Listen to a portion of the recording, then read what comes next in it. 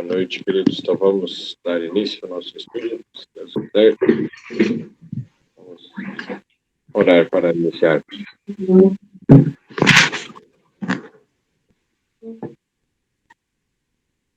Senhor Deus e Pai, obrigado pela Tua palavra, por estarmos aqui reunidos para estudá-la. Pedimos Teu Espírito a nos encher o coração de sabedoria, de discernimento, de prudência, para compreendermos o que Tu queres que saibamos não da Tua própria vontade, pois senão estamos perdidos. Precisamos da Tua vontade. Dá-nos Teu Espírito, pois Tu prometeste que Ele nos ensinaria todas as coisas. Nos faria lembrar que Tu nos disseste. Então faz o que Tu nos disseste na Tua palavra e agora, em especial, traz as pessoas para participarem junto conosco e ao nosso coração. Seja o nosso professor e eu agradecemos porque temos a promessa de que onde 2 ou 3 estiverem reunidos em Teu nome, Tu estarias conosco. Estarás conosco. Em Jesus, amém. Amém.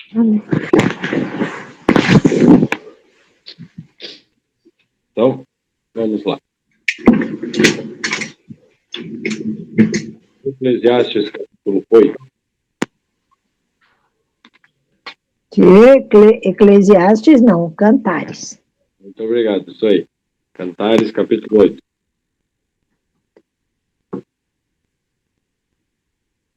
Não vou dizer porque não é verdade, mas existem muitas pessoas que numa situação dessa dizem é só para ver se vocês estavam atentos.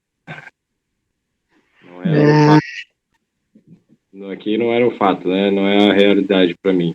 Mas tem muitos que fazem assim.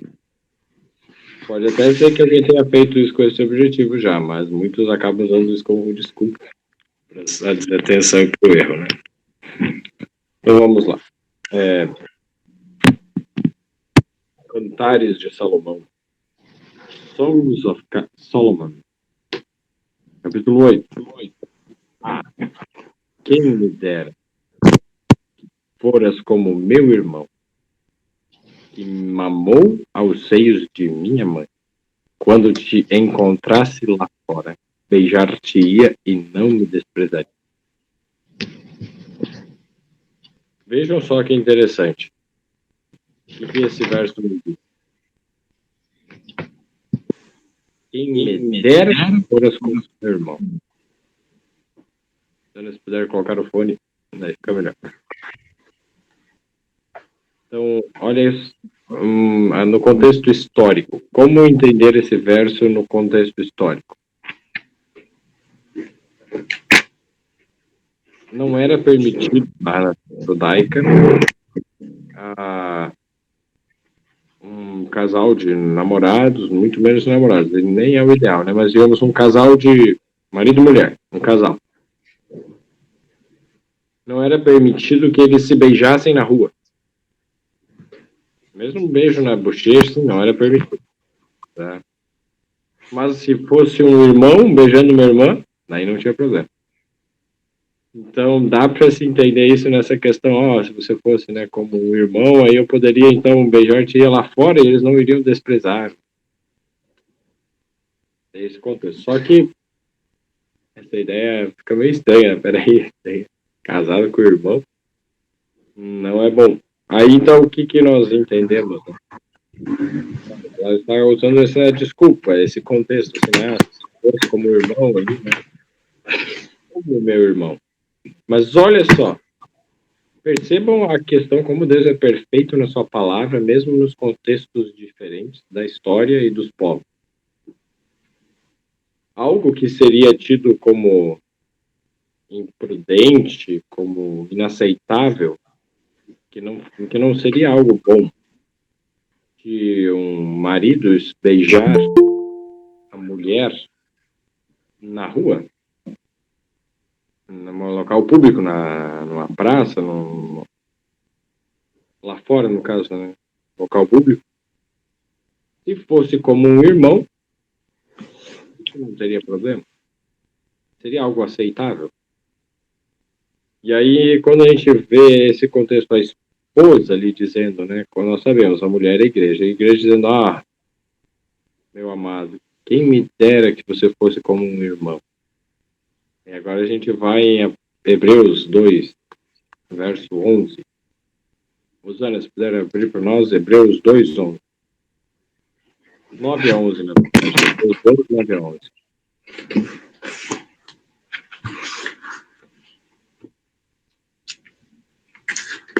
Só um pouquinho.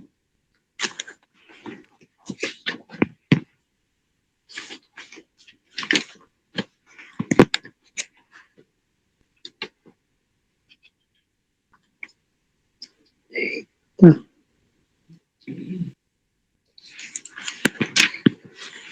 Vamos. 2, 9 a 11. Hebreus 2, 9 a 11. Isso. A Rosana pode ler para nós. Hebreus capítulo 2, versos 9 a 11. Hebreus é perto do Apocalipse, lá um pouquinho para trás. E aí vai. Vemos, todavia, aquele que por um pouco, tendo sido feito menor que os anjos, Jesus, por causa do sofrimento da morte, foi coroado de glória e de honra, para que pela graça de Deus provasse a morte por todo o homem. Porque convinha que aquele por cuja causa e por quem todas as coisas existem, conduzindo muitos filhos à glória, aperfeiçoasse por meio de sofrimentos o autor da salvação deles.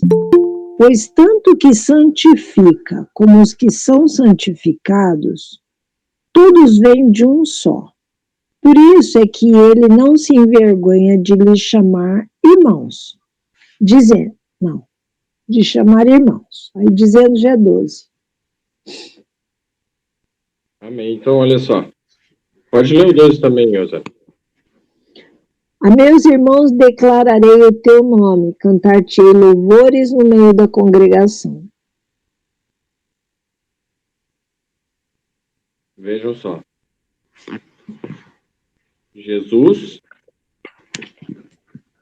verso 9 está dizendo que para que ele pudesse provar a morte, ele foi feito um pouco menor do que os anjos. Jesus, que é o Criador, é um com Deus, é acima de todos, foi feito um pouco menor que os anjos. O que quer dizer isso? Vou deixar pausado aqui, vou pedir para Claudina abrir para nós. Salmo, capítulo 8.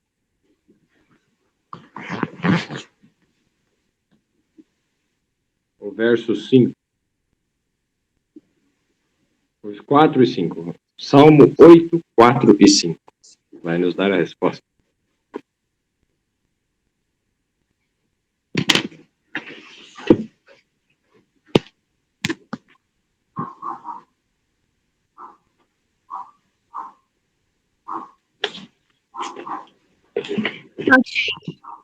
É, 8, 4 e 5.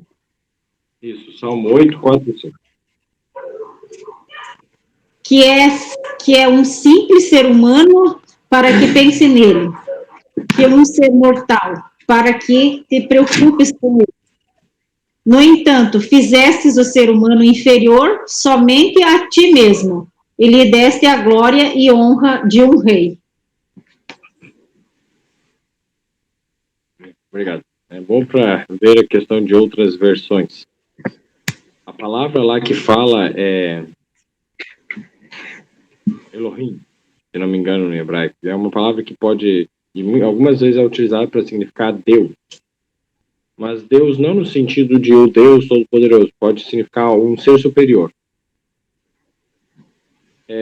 Mas existe algum outro contexto que os anjos são chamados dessa forma. Por isso que a maior parte das versões está escrito como. Alguém tem alguma outra versão que diz diferente, quiser ler? Salmo 8, 5, especialmente. A gente já viu que o 4 falou do filho do homem, que é mortal. Do homem mortal, né, e do filho do homem. Quem é o ser humano, no caso, né? Aí vem o verso 5 e diz o quê? Alguma outra versão? Alguém gostaria de ler? Salmo 8, 5, a minha é bem diferente. Que é o homem, digo-me então, para pensardes nele, que são os filhos de Adão, para que vos ocupeis com eles? Isso, obrigado. E o verso 6, pode ler aí, ali.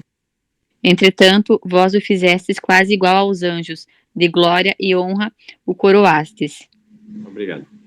Algumas Bíblias, elas colocam a introdução do capítulo como o primeiro verso. Eu acho que acontece isso. Então, digamos, que na minha Bíblia é o verso 4, na tua é o verso 5. Que na minha Bíblia é o verso 5, é na tua é o verso 6. Porque lá o primeiro verso, para ti, talvez seja Salmo de Davi para o músico mor sobre Gittite. Isso seria mais uma introdução. Uma curiosidade. Então, existe isso no livro de Salmos, especialmente, né? Que é só para a gente, às vezes, não ficar perdido. Alguns capítulos tem isso. Então, mas olha como falou no teu. O fizeste um pouco inferior.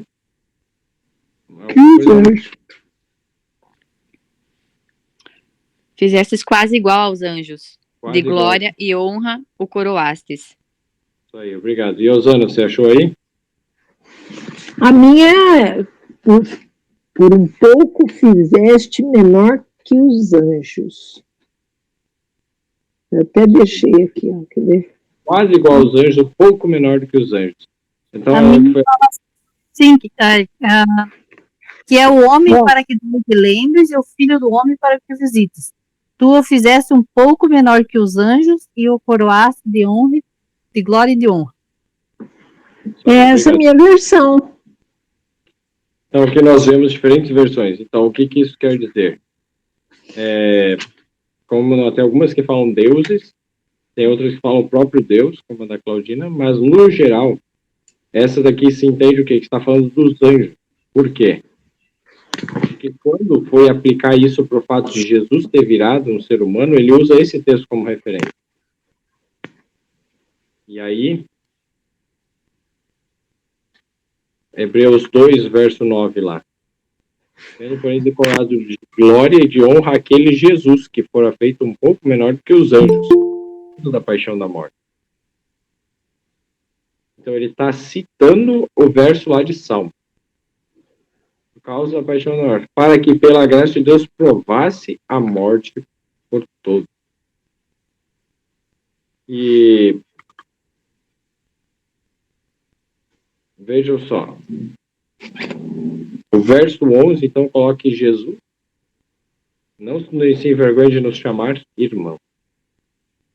Jesus se fez um irmão para nós, como um irmão.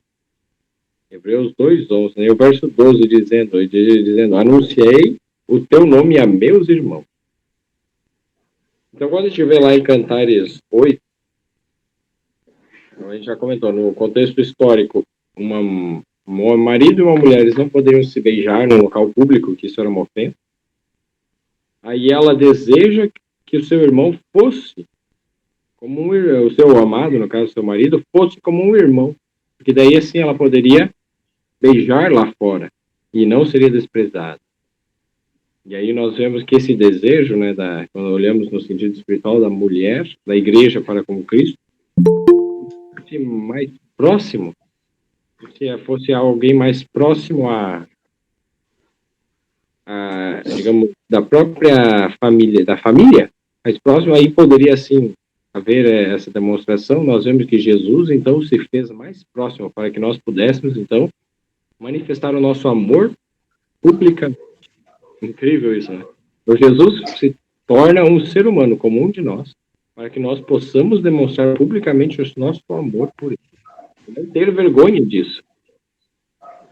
Talvez, senão, ele poderia até dar como desculpa, não é feito, não sei o quê, mas agora não tem como desculpa. Jesus se fez um irmão conosco. Esse desejo da mulher aqui se cumpriu em Jesus. Jesus se fez um irmão para com a igreja, as suas pessoas, um irmão em carne e osso. Isso que diz lá em João, capítulo 1, verso 14. O Débora, pode ler para nós, por favor? João 1, 14. Falando do verbo, né? No capítulo 1, verso 1, vai dizer que o verbo estava com Deus e o verbo era Deus. No verso 3, diz que todas as coisas foram feitas por ele. E sem ele, sem o verbo, nada do que foi feito se fez. Então está dizendo que o verbo é Deus e que o verbo criou tudo. Quem que é o verbo? Agora é o Edete. João 1,14. O Evangelho de João. E o Verbo se fez carne e habitou entre nós. E vimos a sua glória como a glória do unigênito do Pai, cheio de graça e de verdade.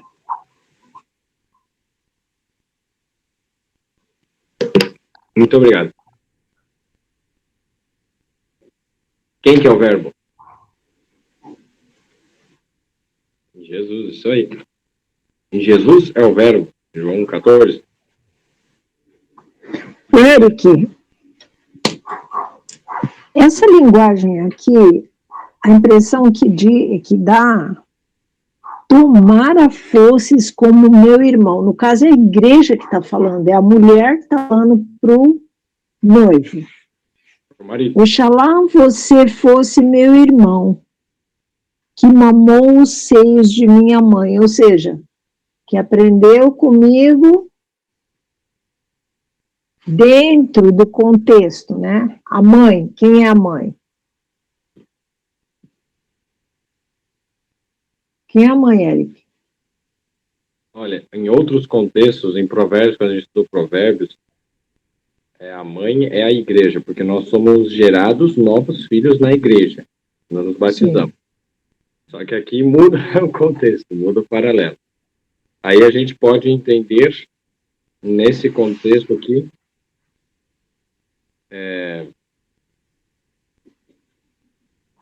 acho que eu não vou me aprofundar tanto nesse contexto, porque é fácil falar algo que não é o que Deus está querendo nos dizer.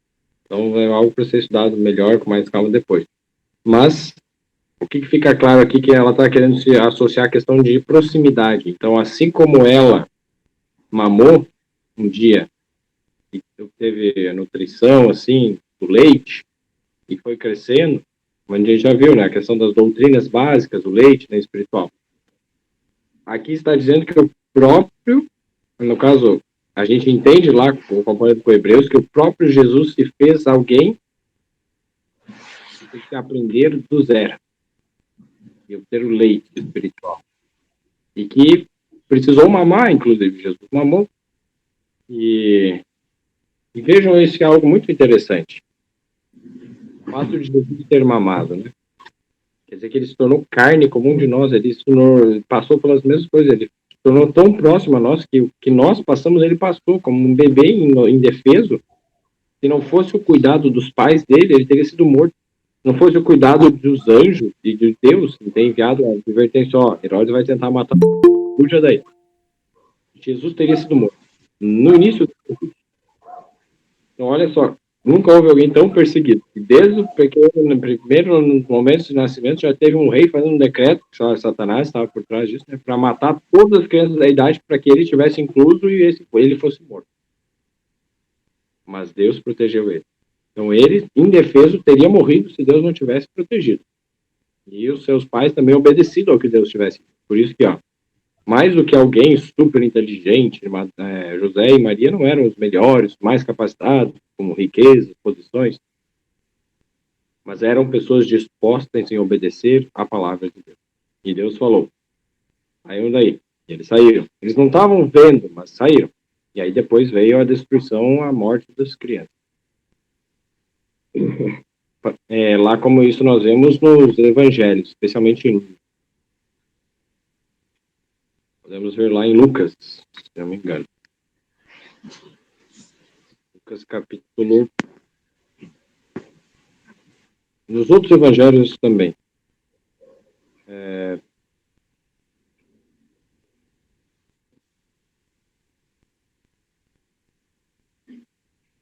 Na verdade, Lucas é outra coisa que nós vamos ver. Lucas não fala sobre isso, é Mateus, capítulo 2, nos versos 1 a 18. 1 a 18, ele vai contar. Depois vocês podem ler, né? Mateus 2, 1 a 18, que vai falar. Mas algo importante de nós compreendermos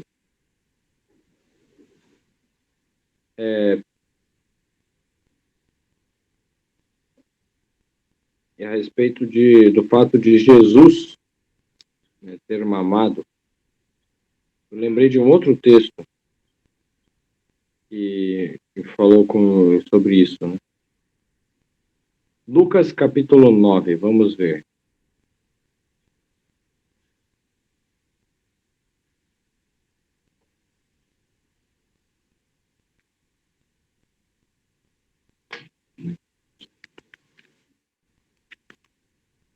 Mateus 2, de 1 a 18. E o outro é Lucas, o quê?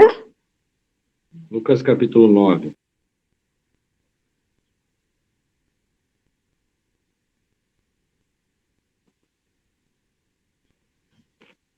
Deixa eu só achar aqui.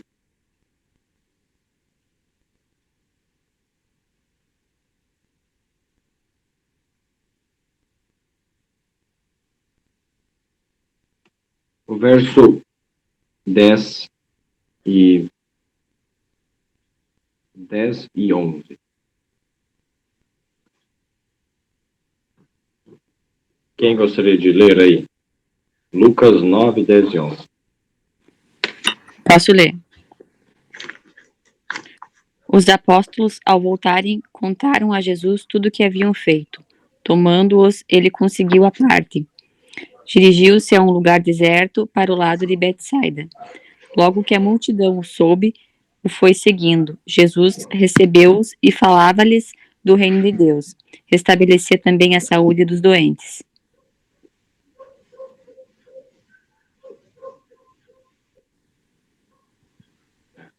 Obrigado.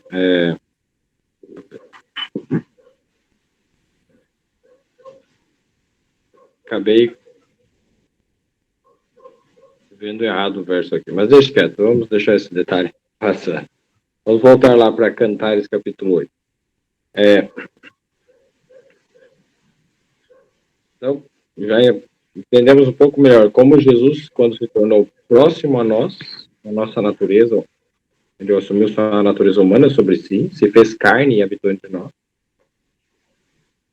Aqui, então, nós vemos que agora nós podemos manifestar, né, com isso, usando o entendimento aqui de Cantares, podemos manifestar o nosso amor publicamente por Jesus. E isso não vai nos trazer vergonha. Não. Em o verso 2, levar-te-ia e te introduziria na casa de minha mãe, e tu me ensinarias, e te daria a beber do vinho aromático e do mosto das minhas mãos. Interessante aqui duas coisas. Na parte literal de um relacionamento entre um homem e uma mulher. A proximidade e o entendimento, né, que se deve haver a questão da permissão, da autorização e da confirmação por parte dos pais para um relacionamento é importante. Por isso que é dito aqui, né, questão de levar onde a casa da mãe, em outros contextos também fala, né? Então, para que um relacionamento seja bem sucedido, seja conforme a palavra de Deus, as famílias, os pais devem ter conhecimento e se forem tementes a Deus, né, devem dar sua aprovação. Isso é algo muito importante. Raquel, pode falar.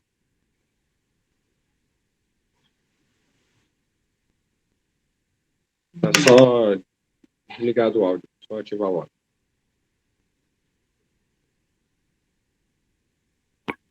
É que eu cliquei sem querer aqui, desculpa. Vamos lá, então. Se alguém quiser fazer um comentário, é só apertar na mãozinha ali, tá? Só algum comentário, alguma coisa, né? Pode fazer. Então, Rosana, pode falar. Interessante que você vê assim. Quem está falando aqui é o noivo, né? Levar-te-ia quem? O noivo está falando e introduziria na casa de minha mãe, na igreja. Falando para o noivo. Hã? É a noiva que está falando para o noivo. E tu me ensinarias, e eu te daria a beber vinho aromático e mosto das minhas romãs. Quem é que dá vinho aromático para beber? Aqui, no caso, ela está dando para o noivo. E quem ensinaria? Seria o noivo, o marido. O marido. Então, nós aprendemos de Jesus. Devemos ser submissos a Jesus e aprender dele. E o fruto que nós produzimos, como nós já vimos outra vez, fruto do Espírito, Gálatas 5, 22, que é amor, alegria, paz, longanimidade, benignidade, bondade, fé, mansidão, temperança ou domínio próprio. São 9 frutos, que se resumem em um, o amor. Sim. Esse fruto, então, que ela produz, daria a beber do vinho aromático e do mosto das minhas romãs. Ela oferece ao amado. E é isso que Jesus espera de nós, que nós produzamos esses frutos e os entregamos a ele.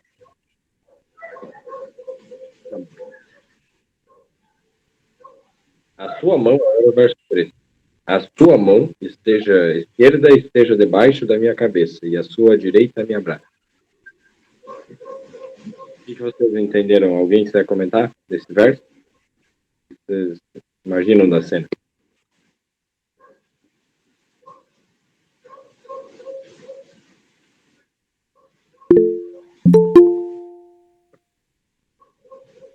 Pode. Alguém quer falar? Aí pode falar. Minha mãe. Cabeça. Aqui. Oi? Obrigada, eu falo.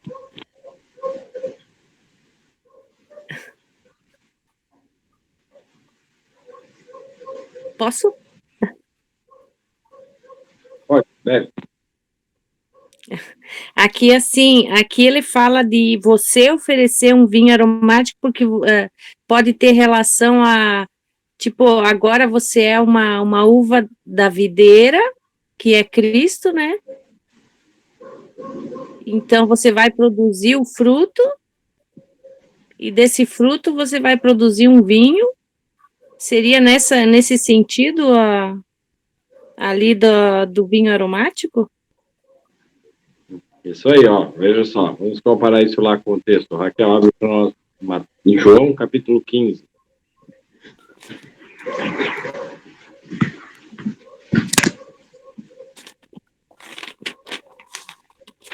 João, capítulo 15 é o próprio Jesus falando. João, capítulo 15, Eu sou a videira verdadeira e meu pai o lavrador. Isso? Isso aí, pode ler até o verso 5. Toda vara em mim que não dá fruto, atira e limpa toda aquela que dá fruto, para que dê mais fruto. Vós já estáis limpos pela palavra que vos tenho falado. Estai em mim e eu em vós. Como a vara de si mesma não pode dar fruto, se não estiver na videira, assim também vós que não estiverdes em mim. Eu sou a videira, vós as varas, que está em mim, e eu nele. Esse dá muito fruto, porque sem mim nada podeis fazer. Amém, olha isso aí. Lê o verso 8 também. Nisto é glorificado meu Pai, que deis muito fruto, e assim sereis meus discípulos. Obrigado. Então, Jesus é a videira. Ele é como aquele tronco. Quem já viu uma videira, né? A barreira de uva, tem o tronco principal. O Hugo certamente já viu, né? O Hugo trabalha com isso, né? Depois o Hugo pode dar uma ajudada aí. Como a parreira, então, né, tem o tronco. Deus está dizendo que ele é o tronco, ele é a parte principal. Está conectado na terra. É dele que vem nos nutrientes. E nós somos o quê? As varas. Está preso nele, mas está ali para a lateral e que vai produzir o fruto. Quem produz o fruto é a lateral. Mas ele só produz o fruto por causa de todo o trabalho que a raiz e o tronco fizeram e tiveram. E por causa do sol que está batendo, por causa de todo o contexto da água e todas as condições. Sem tudo isso, nenhum galho produz fruta nenhuma. Inclusive, se o galho estiver desconectado do tronco da videira, vai secar e vai morrer. Então, Jesus está dizendo, eu sou o tronco, vocês são as varas. Aí vocês estão ligados em mim, vocês vão produzir fruto. E exatamente isso ali que a Raquel colocou. Então, nós vamos produzir esse fruto que vai ser trabalhado e vai ser devolvido a Deus de forma mais especial ainda. É interessante que para produzir mais frutos melhores, é preciso ter a poda. Até para fortalecer a árvore, né? Então, tu não pode deixar muito, tu tem que deixar pouco para dali sair ramos novos, vai podar para sair ramos novos, onde vai produzir o fruto. E não deixar muito numa árvore, tu deixa poucos ali para eles serem maiores. Agora, o Hugo pode dar uma aula, né, Hugo? Eu estou só aprendendo. Isso aí. Então, o que nós percebemos? O fruto produzido. Assim como, por exemplo, né, então a uva é boa, mas se você prepara um suco, um aroma muito bom, um suco aromático, é melhor ainda. O trigo é bom. Se você prepara um bom pão com trigo, é melhor ainda. Então, assim, percebam que produzir o fruto e ser trabalhado é melhor. Você não consegue fazer pão de 1 grão de trigo só. Tem que ter vários. Verdade. Por isso que quando nós, como comunidade, como igreja, nós não somos um isolado. Você isolado é bom, tem benefício, mas é o conjunto que faz a diferença. 1 grão com uma frutinha de uva só, né? Uma bolinha de uva, não faz um suco, não tem como. Mas com uma multidão, você consegue fazer um suco. Então, olha que interessante. Deus quer que estejamos unidos. Unidos, nós somos muito mais eficazes, eficientes. E aí, a respeito do verso 3 ali. Não é ela que é colocada, né? A sua mão esteja debaixo da minha cabeça, e a sua direita me abraça. O que podemos entender com isso? A cabeça é o entendimento, é a parte da decisão, né? Da ação. Abraço, quando você está abraçado, olha, um abraço do meu marido me poupou de machucar mais, né? Podia ter que cedeu o piso ali, onde eu estava andando, ele me segurou, senão eu tinha caído. Então, o abraço é proteção, né? Interessante, a proximidade, né? E a proteção. Isso mesmo.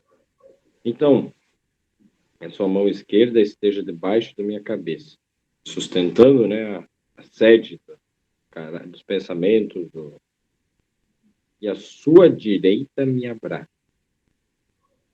Olha, por que é um mistério? Lá quando a gente estudou em Efésios 5, 32.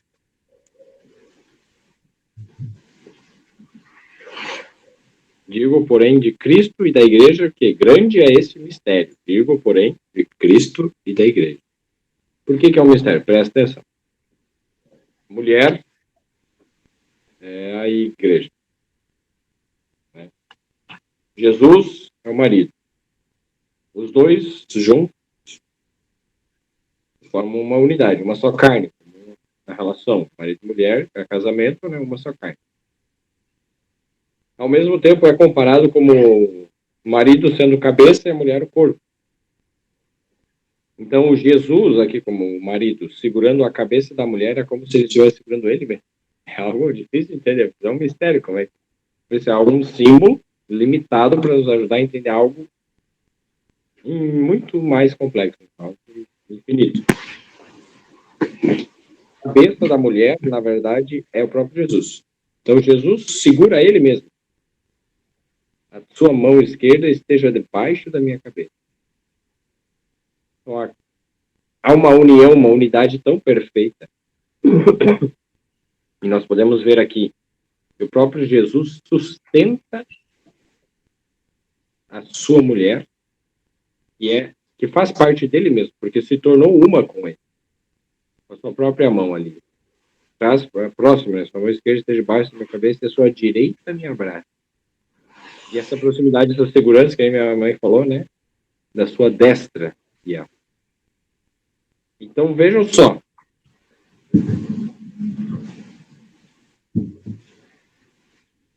Se a gente para pensar que a cabeça é o próprio Jesus, né? E ele segura, sustenta a sua própria igreja com a sua mão esquerda, que não é a mais forte. Geralmente, quando você vê, a maioria das pessoas são destras, e na Bíblia esse símbolo é usado, a destra como a mais forte. A sua maior força não está preocupada consigo mesmo, com a sua glória, mas com a proteção da sua igreja. Percebam isso. A destra de Jesus está segurando a mulher. A destra está no corpo, abraçando. A esquerda está na cabeça. E a cabeça é um símbolo dele mesmo, né? Que são ambos uma só carne. É um mistério, é difícil de entender, mas até para mim, chega uma hora que você dá um curto-circuito, não vai além daquilo. Mas, por isso que tem eternidade para continuar aprendendo. Aí, assim, quando a gente entende isso, a gente vê, olha o amor de Jesus, né, que se tornou um com nós. Ele não teve por tão importante a sua própria segurança do que a nossa salvação. Então, ele usou a sua força mais em nosso benefício do que em benefício de si mesmo. Pode falar, Zé. Se ele abraça com a mão direita, ele pensa do lado esquerdo. E o lado esquerdo na anatomia é o lado da razão, o lobo frontal esquerdo, aqui, ó. E aqui o lobo direito é o lado da emoção. E aí a gente vai lá para Romanos 12, 1 e 2. Que Deus manda a gente apresentar um culto racional e não emocional.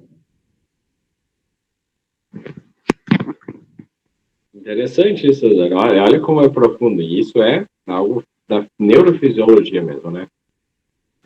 Os nervos, né, que saem lá do cérebro, quando chega aqui na altura aqui do pescoço, eles fazem isso. Então, eles se invertem de lado. Uma estrutura lá do cérebro. E aí eles se invertem, eles trocam de lado. Então, o que está sendo processado no lado direito vai para o lado esquerdo.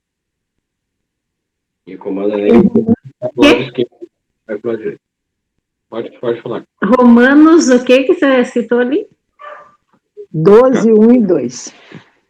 Romanos 12, 1 e 2. É mais o 2 que fala, né? Para apresentar a Deus um culto racional. Final do verso 1. Quiser ler, quem achou aí, quiser ler, pode ler. Romanos 12, 1 e 2.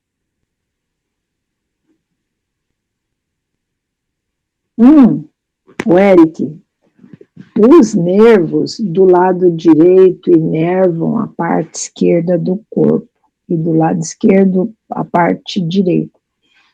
E na anatomia, né, eles passam por um lugar que chama decussação das pirâmides. Só que uma parte desce, mas tem uma parte que desce pelo mesmo lado. É contralateral e a outra é homolateral, né? Interessante isso. Oi. Não vou. Tem, se não me engano, a parte que passa pelo mesmo lado são as fibras que estão relacionadas à propriocepção, algo assim. Algumas fibras nervosas, digamos, de temperatura, de calor e tal, elas têm aqui do mesmo lado. Já de dor e de outros sentimentos, tem do outro lado. Então, algumas patologias que eu lembro que eu estava estudando lá, na época eu estava na faculdade, neurologia, quando uma pessoa tem uma lesão na medula, na coluna, que só um lado, ela vai ter sintomas. Isso já é mais livre, a nível depois. Vai ter sintomas naquela perna e na outra também. Por exemplo, né? Então. Só que os sintomas que ela vai ter numa perna vai ser de dor. E não vai conseguir mexer. Algo assim. E a outra perna, ela vai ter problema na sensação de calor e de vibração. Alguma coisa assim, não lembro bem certo, mas tem esse aí, é bem complexo. Se a gente for pegando tudo isso e adaptando, a gente consegue fundo. E Deus criou. Deus tem os seus princípios ali. Que, quem achou aí Romanos 12, que já iria ler? Verso 1 e 2.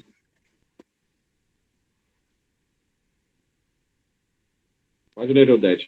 O Romildo não leu. Rogai-vos, pois, irmãos, pela compaixão de Deus, que apresentais os vossos corpos em sacrifício vivo, santo e agradável a Deus, que é o vosso culto racional.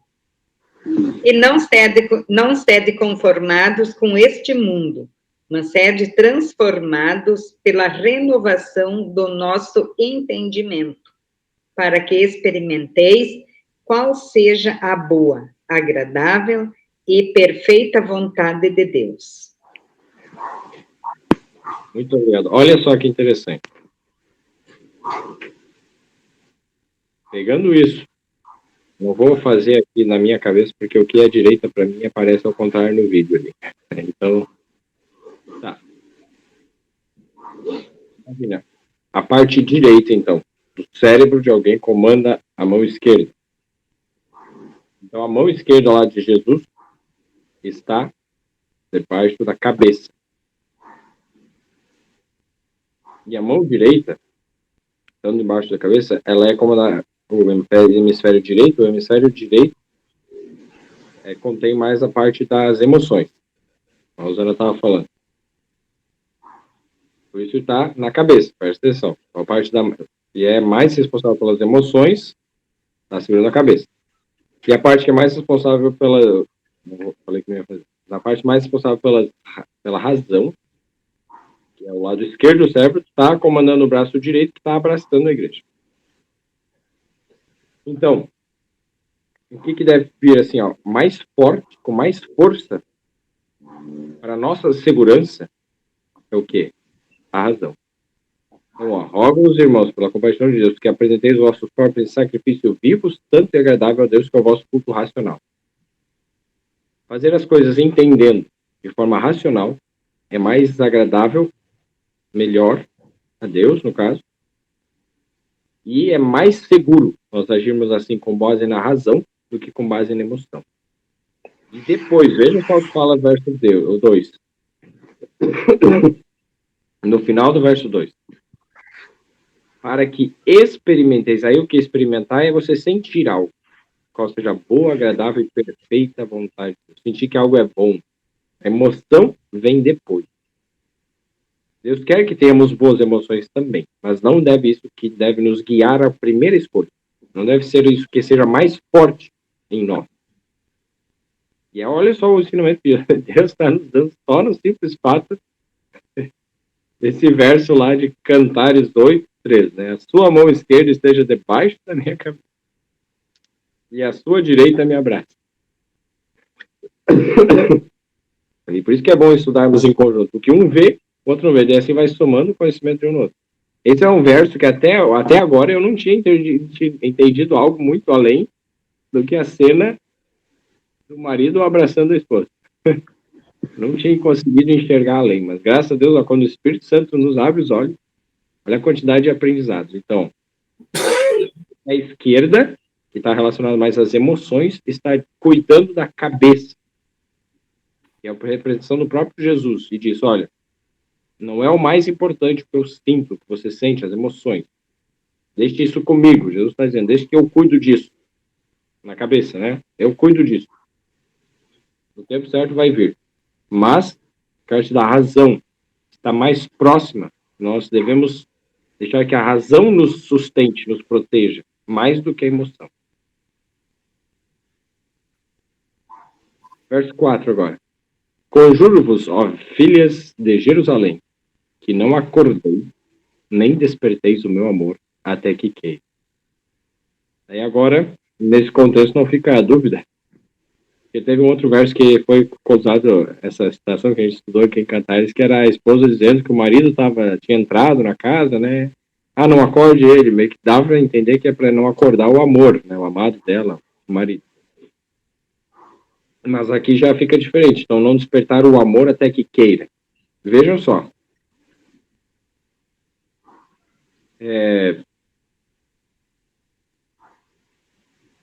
Vamos seguir em diante que a gente já vai entender isso. Então quer dizer que assim, ó, existe uma idade que não é bom despertar o amor. Amores juvenis, aqueles amores da infância, não são coisas boas. Não desperte isso até o momento certo. Seguindo, verso 5. Porque quem é esta que sobe do deserto e vem encostada ao seu amado? Debaixo da macieira te despertei. Ali esteve tua mãe com dores. Ali esteve com dores aquela que te deu a luz. Uau! Agora a gente começa a entender um pouco melhor esse aspecto. Quem que é a mãe que te gerou? Quem é a mãe que gerou a igreja cristã? Vamos lá para o Apocalipse. Apocalipse capítulo 12.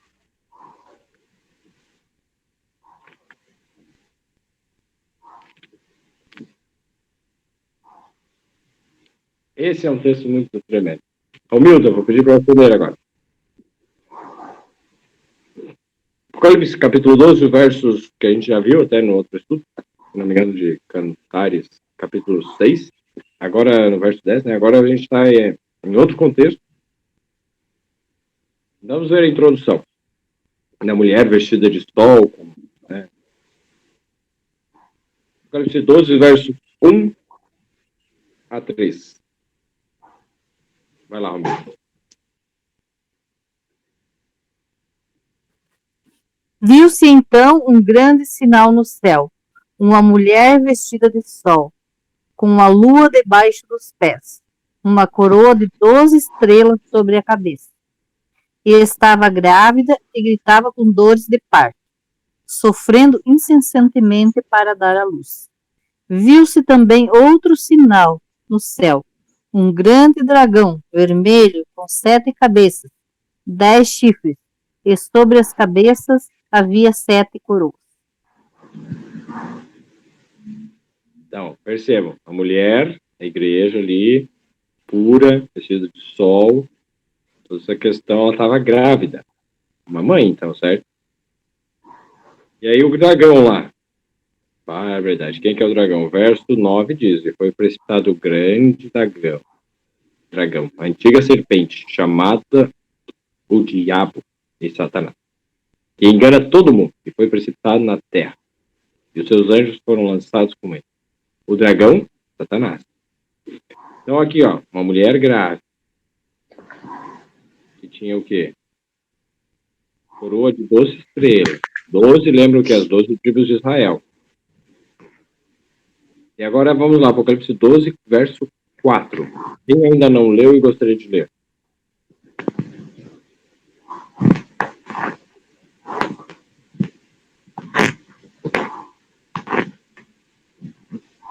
Luiz, gostaria de ler? Apocalipse 12, verso 4 a 6, melhor dizer. 12 de 4 a 6, né? Isso. Sua cauda arrastou consigo um terço das estrelas do céu, lançando-os na terra. O dragão colocou-se diante da mulher que estava para dar à luz, para devorar o seu filho no momento em que nascesse.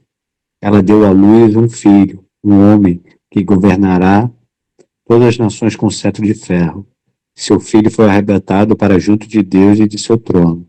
A mulher fugiu para o deserto, para um lugar que lhe havia sido preparado por Deus, para que ali a sustentasse durante 1260 dias.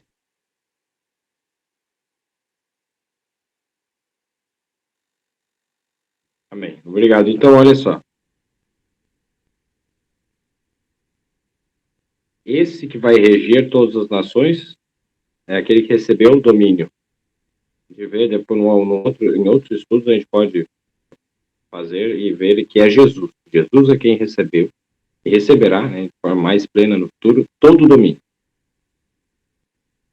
Então, a mulher deu à luz a quem?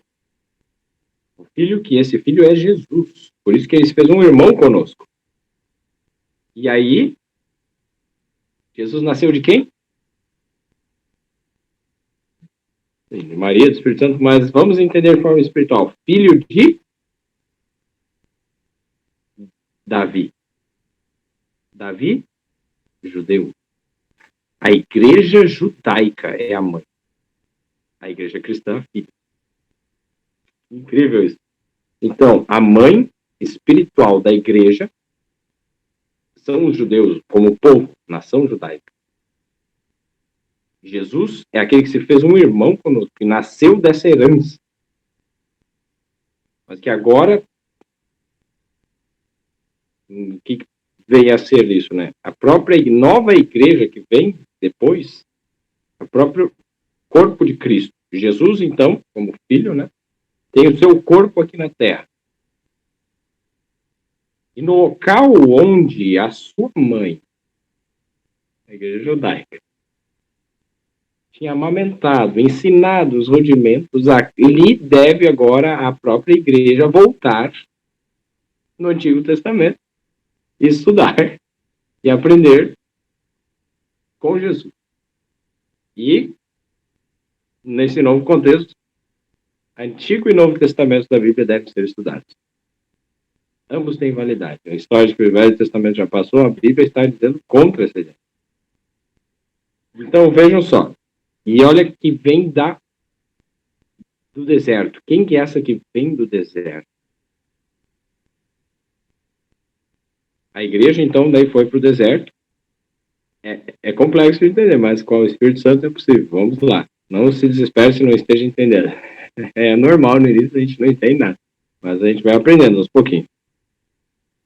A igreja, então, foi para o deserto. Deserto por quê? O deserto é um lugar difícil de sobreviver. Se alguém já esteve em algum deserto, eu não lembro de ter ido num deserto, mas o que eu fui é na praia, uns lugares que tem muitas dunas de areia, mas é um lugar que não tem quase nada. Não tem água direito, né? No deserto mesmo. É difícil ter água, é muito quente no dia, é muito frio à noite, tem cobras, escorpiões, muitos perigos. É difícil a vida no deserto. E aí aqui nós vemos que no deserto, então, Deus protegeu a sua igreja. E ela foi sustentada por 1.260 dias.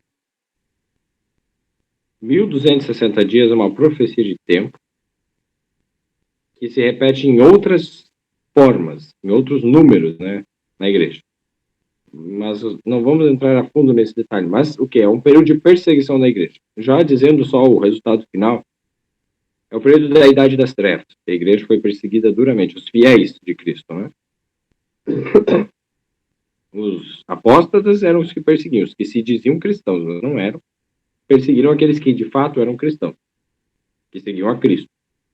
Perseguiram, mataram, e ela ficou a vida muito difícil. Poucos sobreviveram. Poucos conseguiram sobreviver, como uma igreja, uma mulher no deserto, né? E aí, depois disso, vem aqui, ó, no verso 13, né? E quando o dragão viu que fora lançado na terra, perseguiu a mulher que dera à luz o filho homem.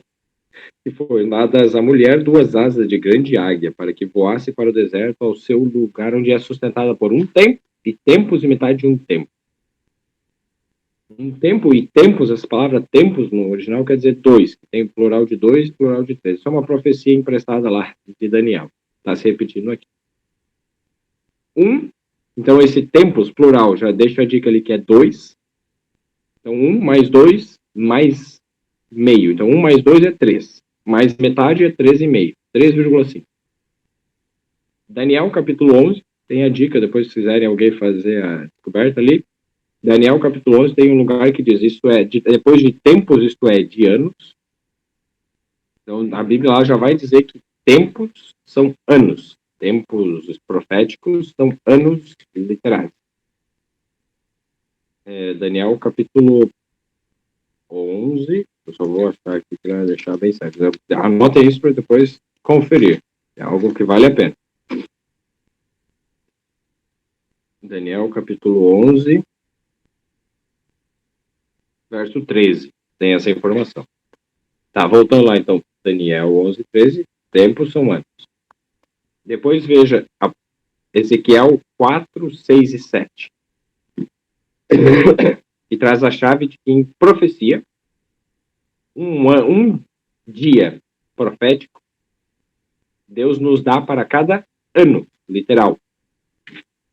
É isso que Deus fala. Um dia te dei para cada ano. Então, um dia profético, Deus deu, né, na profecia, te dei para cada ano, literal, da nossa vida, nessa história. É um símbolo e aplicação.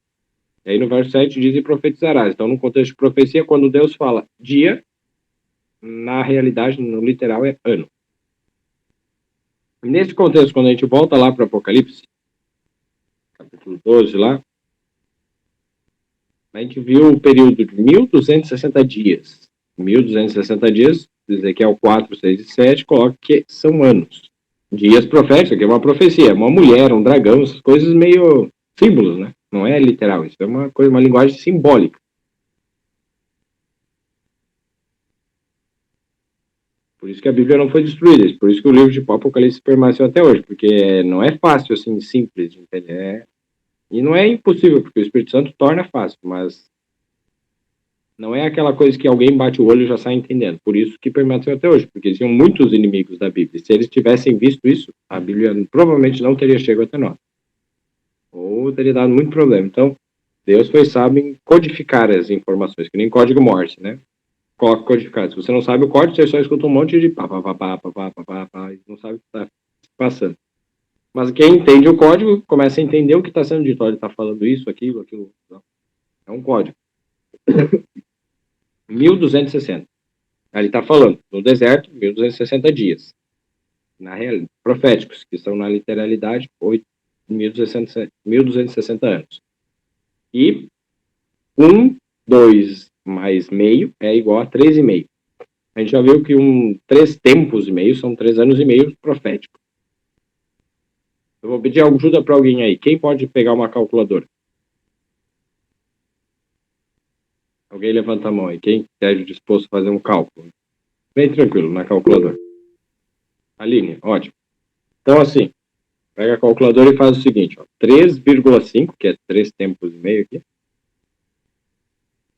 O período médio de dias de um mês são 30 dias. Mas a gente tem que multiplicar primeiro para o período de meses. 3 anos e meio, né, que é o período de tempos ali, que são anos. Literal, no caso, né, tempo é ano, né, no seu correspondente. 3 anos e meio vezes 12. Faz aí, Aline. Quanto que é? 3,5 vezes 12. 42. Obrigado. Então, 42 meses. Agora, 42 vezes 30, que é a média do número de dias por mês. E é o 1.260. Obrigado. Então, olha, a mesma informação. Dos 1.260 dias que ela passaria no deserto, são 1.260 anos, é igual aos 3 tempos e meio. Esse tempos e metade de um tempo, período. Mesmo período. Então, isso mais para frente, se Deus quiser, nós vamos estudar. Mas só para ficar já uma dica aí. Ó. Olha como a Bíblia aí coloca tudo certinho. E é o tempo exato que a igreja passou em perseguição. Aberta. E a vida foi difícil. E aí, ó. Voltamos agora para Cantares, capítulo 8. Quem é esta que sobe do deserto e vem encostada ao seu amado? Debaixo da macieira te despertei. Ali esteve tua mãe com dores. Ali esteve com dores aquela que te deu a luz. Quem que deu a luz, então? A igreja judaica. Deu a luz à igreja cristã. Sobe do deserto porque veio daquele período de perseguição. Agora, verso 6. Põe-me como selo sobre o teu coração, como selo sobre o teu braço, porque o amor é forte como a morte e duro como a sepultura, o ciúme. As suas brasas são brasas de fogo, como veementes labaredas. Gente, a profundidade desse verso é incrível. Vamos lá. Vamos passar um pouquinho do horário aí, mas pouca coisa, se Deus quiser. Verso 6, ó. Põe-me como selo sobre o teu coração. Isaías 8.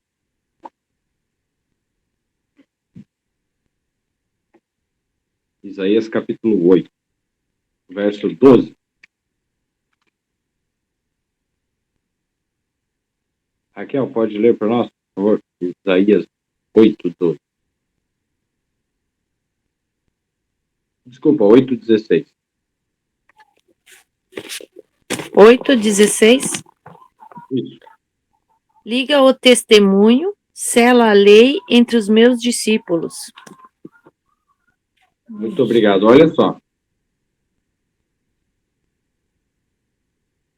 Sela a lei. Quando a Bíblia fala em selo de Deus, é a sua lei. Então, a mulher aqui está dizendo, pedindo para que põe-me como selo sobre o teu coração.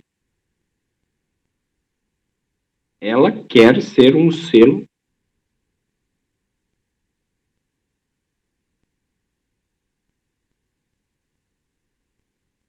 Ou seja, o que nós podemos entender disso?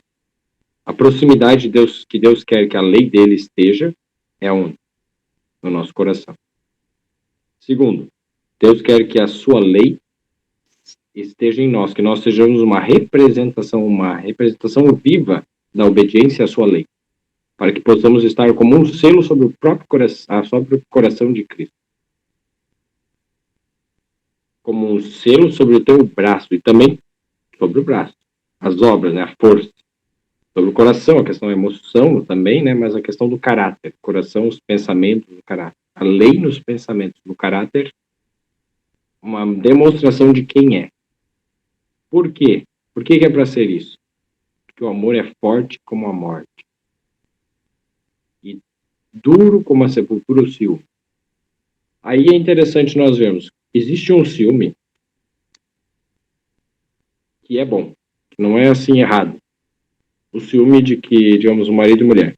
Ó, somos casados, você é minha esposa, eu sou o marido, e pronto. Nada fora disso. Esse é um ciúme, dá pra dizer, santo. Você é minha, só minha, e pronto. Um ciúme santo. O ciúme pecaminoso é o quê? As ruins suspeitar, você tá querendo me trair, você fica olhando com esse olhar de dúvida, de desconfiança para a pessoa, como se ela estivesse querendo trair. Isso é um olhar de maldade na outra pessoa. Isso é um ciúme. A mesma palavra acabou tendo essas duas conotações. Mas que, na verdade, no original existe uma diferença, porque esse ciúme de desconfiança, de ver o mal no outro e pensar com coisas ruins sobre o outro, isso, ele tem como base o quê? Exatamente essa questão de ver o mal no outro, né? Mas o ciúme que a gente conhece, o ciúme comum, né? Mas o outro seria, na verdade, esse ciúme santo, que seria mais, na verdade, um zelo, uma fidelidade, um zelo. E é isso que Deus quer que tenhamos. O verdadeiro amor é assim, ele é zeloso, ele não permite adultério. E as suas brasas são brasas de fogo. O amor aqui é comparado como fogo, com veementes labaredas. Veemente quer dizer com força. Se você tem um fogo e você não sabe controlá-lo, ele pode destruir uma casa. Mas se você tem um fogo e você sabe controlá-lo e colocá-lo no lugar certo, ele faz um bom pão. Então, vejam só, saber utilizar o fogo. Pode assar uma comida, cozinhar um bom alimento, uma ótima refeição, o fogo. Mas se ele sai do lugar e o mesmo fogo vai para as paredes da casa, destrói tudo. O amor, não desperte o amor até que ele queime. Quando não houver maturidade, não é seguro liberar o amor. porque vai incendiar tudo. Rosana, pode falar. A maturidade, você falou, maturidade. Colocar fogo na mão de uma pessoa que usa a cabeça é uma coisa, agora bota fogo na mão de uma criança.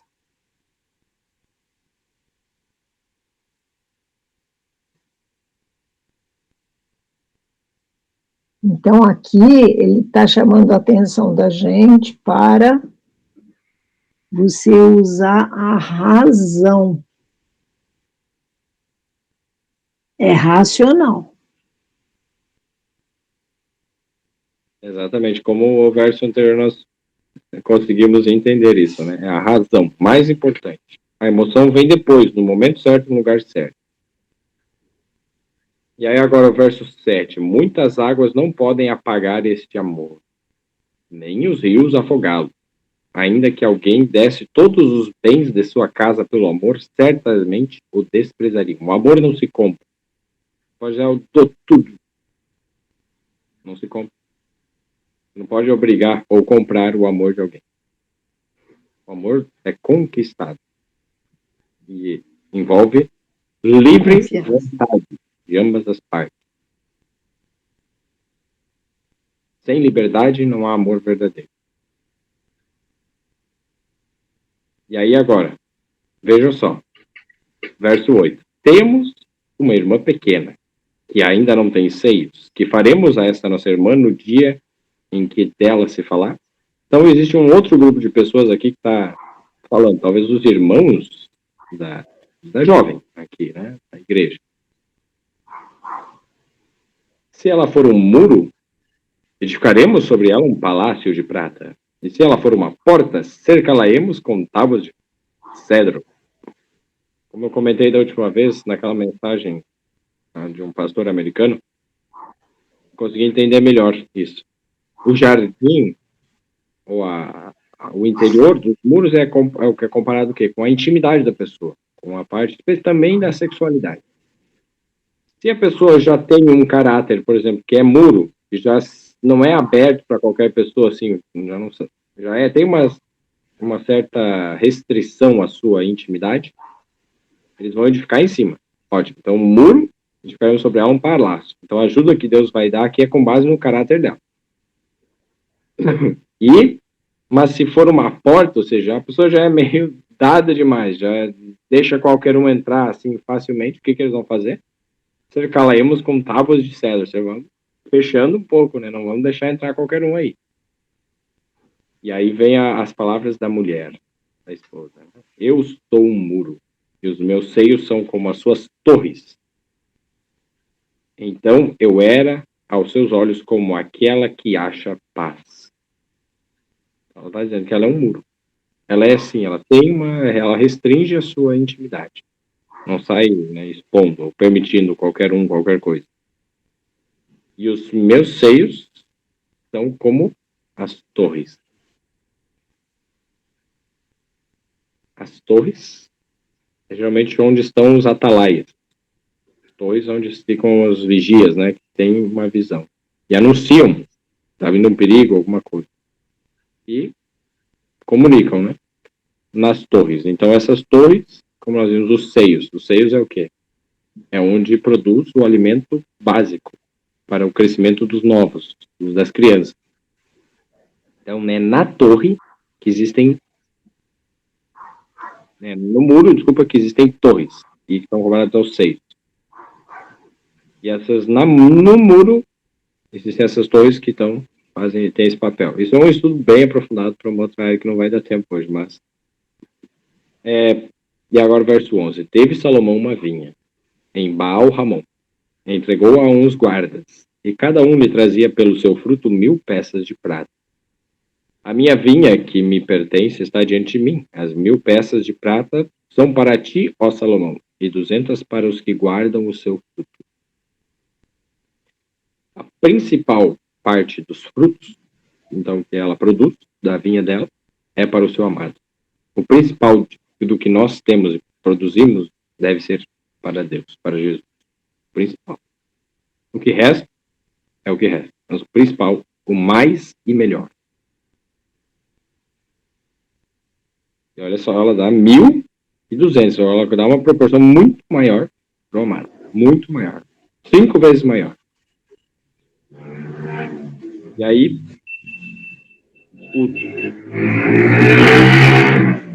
ó tu que habitas nos jardins, o verso 13, né? Ó tu que habitas nos jardins, os companheiros estão atentos para ouvir a tua voz. Faze-me, pois, também ouvir. Vem depressa, amado meu, e faz-te semelhante ao gamo ou ao filho dos veados sobre os montes dos aromas. E o chamado é, primeiro, ouvir a voz. Devemos estar atentos para ouvir a voz de Jesus a nos falar. E pedir que ele venha com rapidez. Esse filho dos veados ou do gamo, em outras traduções é colocado como gazela. Que ninguém te viu, gazela é rápida, ligeira. Por isso nós podemos pedir, Jesus, volta logo. Então, queridos, oremos agora nessa noite com esse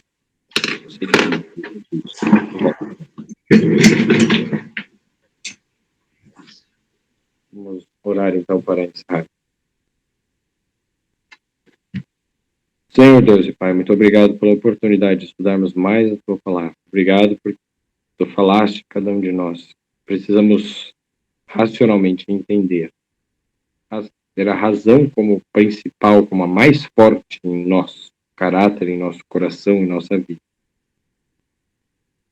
E então estar certo que Tu estás cuidando da emoção e que no lugar certo, no momento certo, ela pode vir a se manifestar e virá e terá os melhores. Pedimos o Teu Espírito a guiar cada um de nós. Que tenhamos a Tua lei em nós para que possamos servir de selo, Senhor. E estejamos muito próximos de Ti. Pedimos o Teu Espírito a nos guiar. Obrigado por ter nos aberto o entendimento nesta noite. Guia cada vida de cada um, por favor. Conduza. Na próxima semana, o novo estudo que, se for da Tua vontade, teremos. Em nome de Jesus. Amém.